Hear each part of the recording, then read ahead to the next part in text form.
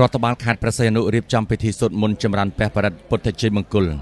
ដើម្បីទទួលសិរីសួស្តីក្នុងឱកាសបុណ្យចូលឆ្នាំថ្មីប្រពៃណីជាតិ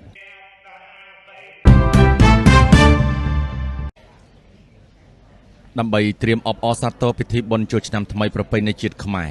ដែលជិតឈានចូលមកដល់នាពេលឆាប់ៗខាងមុខនេះរដ្ឋបាលខេត្តព្រះសីហនុបានរៀបចំពិធីសូត្រមន្តចម្រើនព្រះបរិត្តដើម្បីបណ្ដេញឧបទ្រពចង្រៃនិងប្រសិទ្ធពរជ័យសិរីសួស្តីជូនដល់ថ្នាក់ដឹកនាំនិងប្រជាពលរដ្ឋទូទាំងខេត្តនៅថ្ងៃទី5ខែមេសាឆ្នាំ2026ពិធីសាសនានេះត្រូវបានប្រារព្ធធ្វើឡើងក្រោមអធិបតីភាពដ៏ខ្ពង់ខ្ពស់របស់អាយដាមវង្សផាណាតប្រធានក្រុមប្រឹក្សាខេត្តព្រះសីហនុនិងលោកជំទាវអាយដាមម៉ាំងស៊ីណេតអភិបាលនៃគណៈអភិបាលខេត្តព្រះសីហនុនិងលោកជំទាវក្នុងនោះក៏មានការអញ្ជើញចូលរួមពីសំណាក់លោកជំទាវសមាជិកក្រុមប្រឹក្សាខេត្តអភិបាលរងខេត្តប្រធានមន្ត្រីអង្គភាពជុំវិញខេត្តព្រមទាំងមន្ត្រីរាជការយ៉ាងច្រើនដើម្បីជួបជុំគ្នាធ្វើបុណ្យទានតាមគន្លងប្រពៃណីព្រះពុទ្ធសាសនា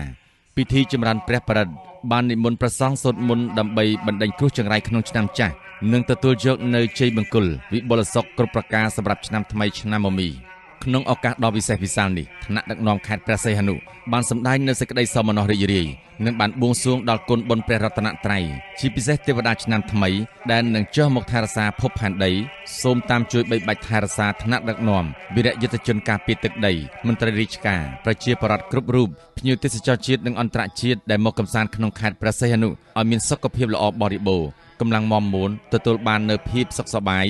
និងសុវត្ថិភាពក្នុងការធ្វើដំណើរគ្រប់ទីកន្លែងពិធីនេះមិនត្រឹមតែជាការគោរពទំនៀមទម្លាប់ប៉ុណ្ណោះទេប៉ុន្តែវាក៏ជាការបង្ហាញពីសាមគ្គីភាពនិងស្មារតីរួមគ្នាក្នុងការត្រៀមខ្លួនស្វាគមន៍ឆ្នាំថ្មីជាមួយនឹងក្តីសង្ឃឹមនិងសិរីសួស្តីឆ្នាំថ្មីសម្រាប់ខេត្តតំបន់ឆ្នេរមួយនេះផងដែរ